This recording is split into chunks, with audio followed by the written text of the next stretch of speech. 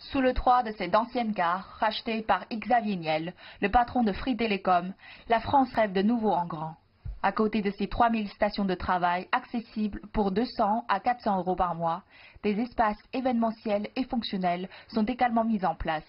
Ici, on peut imprimer en 3D, organiser des conférences et rencontrer des collaborateurs et des investisseurs. Ici, vous pouvez voir qu'il y a beaucoup de fonds publics comme French Tech, des venture capital privés et des fondations d'écoles comme celle de HEC. Auprès de toutes ces organisations, on peut pitcher des projets et essayer d'obtenir de l'aide. Mais c'est avant tout un écosystème où les rencontres entre ces startups font naître des idées et même d'autres startups. Ici, il n'y a pas de problème, mais que des solutions. Par exemple, la cantine de Station F est encore en travaux. Pour faire déjeuner les centaines de startups qui sont basées ici, une plateforme de livraison B2B a été créée il n'y a pas longtemps. Fondateur de Fly Instinct, Ni Yuan et son équipe développent une solution d'intelligence artificielle de drone pour automatiser les opérations industrielles. Il a aujourd'hui dans son carnet de clients toutes les grandes entreprises d'énergie de France en seulement 1 an et demi. Pour lui, entreprendre en France au sein de Station F, c'est aussi profiter d'une attention particulière. C'est une chance pour moi, car il y a une très bonne ambiance d'entrepreneuriat en France, surtout depuis 1 an. On apprécie vraiment la beauté d'innovation ici, sans mépris pour les startups de très petite taille.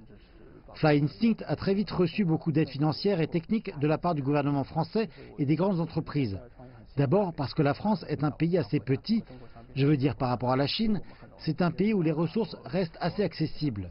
En plus, les grandes entreprises en France participent activement sur la scène d'innovation et essayent de créer un cadre et d'aider les startups à développer leurs projets, leurs produits, même au stade initial. Avec 26 programmes de développement internationaux, la Station F s'inscrit dans un mouvement plus général qui prend forme partout en France. Lorsque le match s'annonce de plus en plus serré avec Londres pour le titre de la capitale européenne des startups, Paris a tout l'intérêt d'attirer les jeunes innovants du monde entier. On remarque vraiment les nouvelles politiques en faveur des entrepreneurs étrangers en France. Par exemple, la mise en place du concours d'innovation de French Tech qui sélectionne une dizaine de projets d'entrepreneuriat et qui donne droit à une aide de 45 000 €, 3 ans de visa passeport talent, un bureau gratuit pendant 1 an et beaucoup d'assistance. C'est un énorme avantage qui incite les talents à rester et à entreprendre en France. Avec plus de 250 millions d'euros d'investissement et une capacité d'accueil de 1000 startups, Station F incarne la volonté d'Emmanuel Macron de faire Paris la prochaine Silicon Valley française et de la France un pays d'innovation. Un bel effort dans le contexte du Brexit et du protectionnisme américain, mais aussi un début de changement pour une économie largement dominée par les grandes entreprises d'État.